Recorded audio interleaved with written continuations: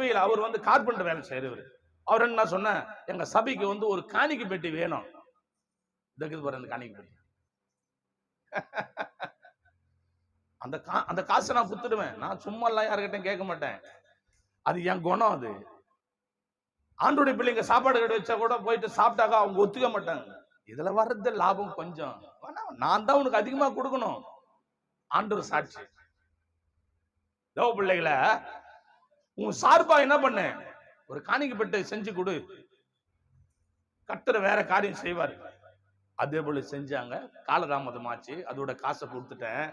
போன மாசம் அந்த பையனுக்கு கல்யாணம் ஆயிடுச்சு. கரங்களை தட்டி ஹல்லேலூயா ஹல்லேலூயா. போன மாசம் அந்த பொண்ணுக்கு, அந்த பையனுக்கு என்ன போச்சு, கல்யாணம் ஆச்சு. கர்த்தர் நம்மளால போக முடியல சூழ்நிலை.